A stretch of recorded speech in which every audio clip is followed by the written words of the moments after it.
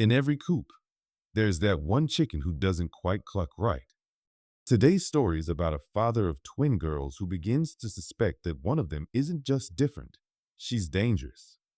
But the truly horrifying part? He can't figure out which one. So grab your feathers, fluff your nest, and prepare for a tale that'll leave you questioning everything. Welcome back to the Hen House Files.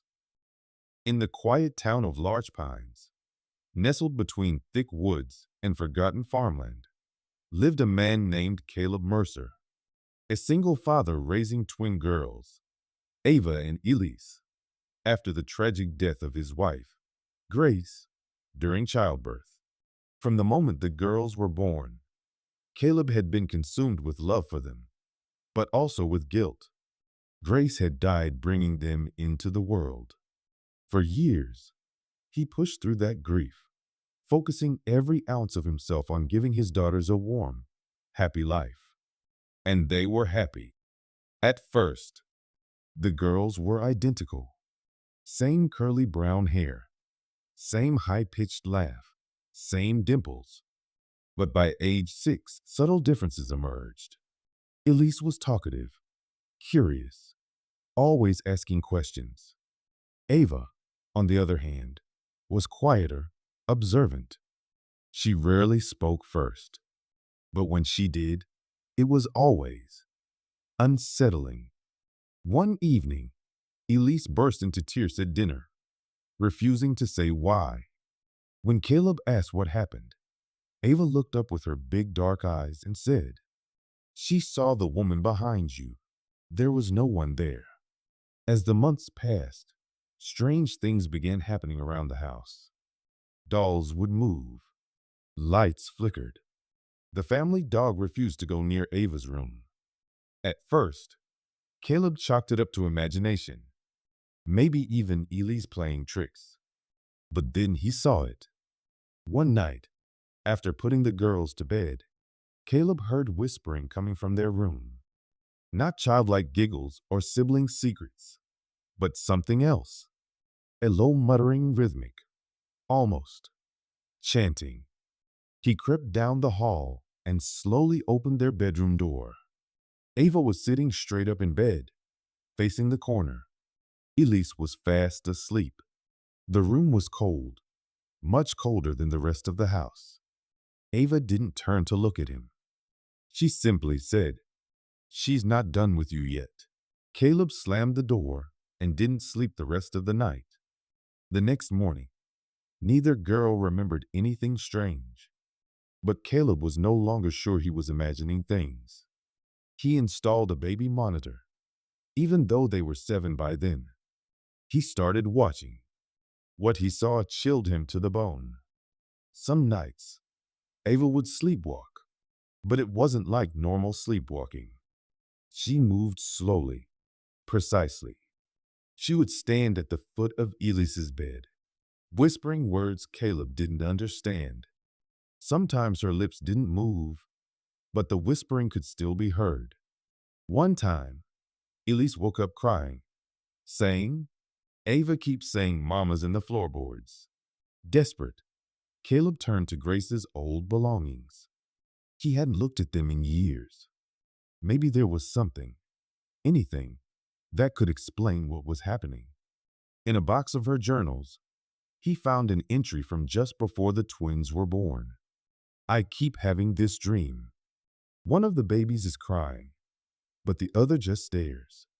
Her eyes are pitch black. The nurse says I only gave birth to one." Another entry. "Something's wrong. The sonogram showed 2 babies again. But last week, the doctor said there was only one. He acted like I was crazy." The final journal entry, dated the day before she died. "If something happens to me, please don't keep them together. One of them isn't ours." Now terrified, Caleb tried to figure out the truth. He began watching their mannerisms more closely. Elise was still playful and warm. Ava was harder to read. He scheduled a DNA test, just to be sure. The results came back. Both girls were his biological daughters, but something still didn't feel right. He started keeping them in separate rooms. Elise seemed to get better, more cheerful, less anxious. Ava became withdrawn, then angry. She would scratch at the walls, mutter in her sleep, and even refuse to eat unless Caleb gave her food exactly as she wanted it. One night, she stood in the hallway and said, "You're going to pick wrong, and when you do, I'll bury her in the woods." Caleb was losing his mind. Caleb started having visions. A woman, tall, with hollow eyes and long, stringy hair, appeared in his dreams. She would stand at the foot of his bed and whisper. The deal was won. He began sleepwalking himself. One morning, he woke up in the basement holding Elise's favorite doll, its head torn off. He knew it then. One of the twins had brought something into the world, some entity that had hitched a ride. But which one? Convinced the house was cursed, Caleb planned to move. He packed up the girls, loaded the car, and made one final walk through the house. That's when he saw Ava standing in the kitchen, alone, smiling. She said, "You should have burned the wrong one." And then the stove exploded. Caleb woke up in the hospital with burns across his back. Both girls had survived, but the fire marshal said the explosion looked intentional. Child Protective Services got involved. Caleb told them everything. But of course, they thought he was unstable. The girls were placed with foster families separately for their own safety. 2 weeks later, one of the foster homes burned to the ground. The surviving twin was found wandering the woods barefoot, humming a lullaby. But here's the twist. The records were mixed up. No one, not even the state, knows which twin survived. So, was Ava the demon, or was Elise just better at hiding it? We may never know.